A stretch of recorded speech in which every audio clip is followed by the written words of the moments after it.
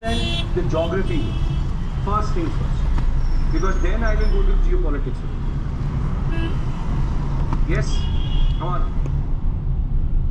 We understand the geography very good. Now, India's Arctic policy as of today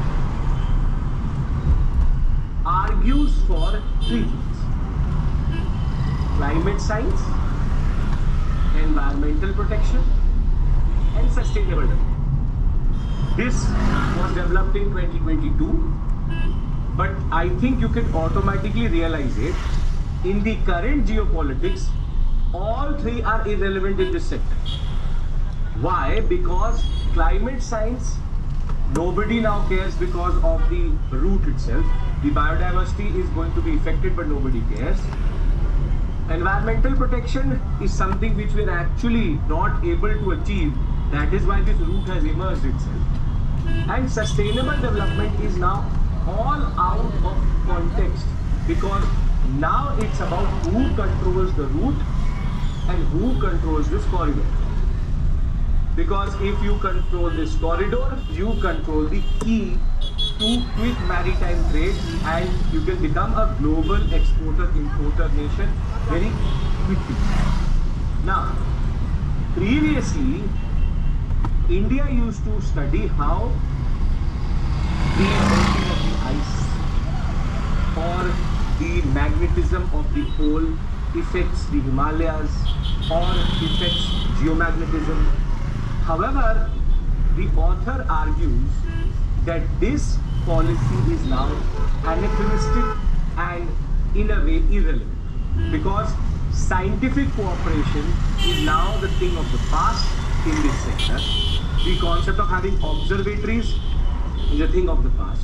It is rather having strategic ports, which is the future of this sector.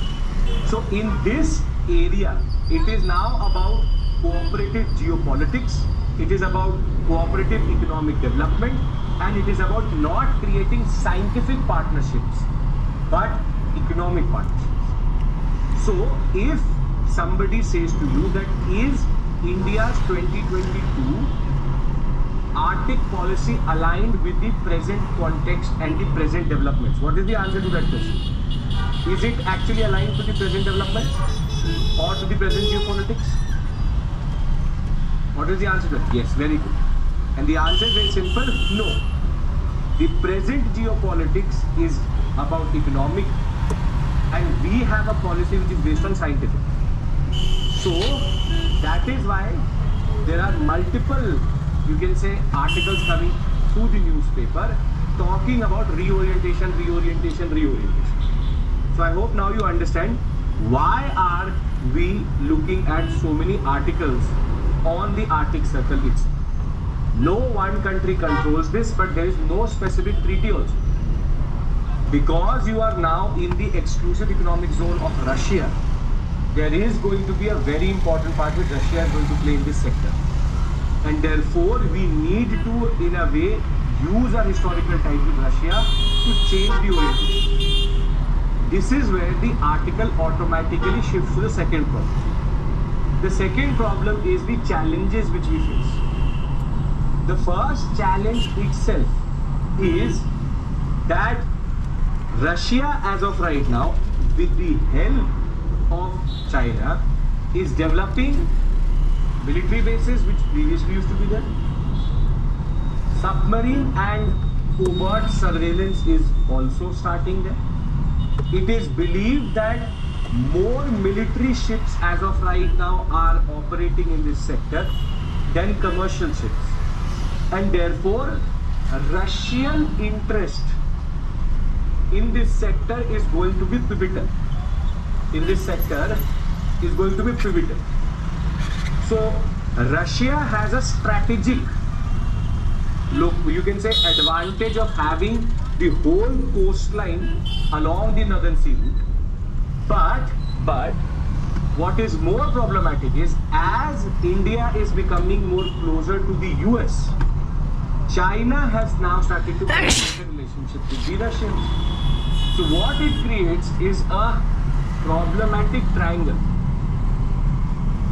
do we balance our interest with these three power, and if I add one more actor here, I get a very problematic quadrilateral. I get a very problematic quadrilateral, which is I have to balance Russia also, I have to balance China also, I also have to balance at the same point of time the US. Whilst doing that, I have to make sure that my ties with these two countries don't strain up. So therefore, this quadrilateral, these 4 points of contact is what is going to complicate this relationship. We can be part of the Arctic Council, we can be part of the geopolitics in this sector, but at the end of the day, Russia, China and America hold key in this sector. Trump's administration is already pushing for Arctic sector. The fact that he's talking about Canada and Greenland and trying to add them as quote-unquote provinces is because they have started to realize that the Arctic Circle and the Arctic Ocean is going to play a very important role in the larger scheme of things. So for India, the problem is that we have a good relationship with Russia, but at this given point of time, there is also a new actor and a problematic actor in this sector, which is China pushing hard to expand in this sector. And any negotiation with Russia on Arctic Ocean is always going to have the China factor. And we have not started that process, and that is what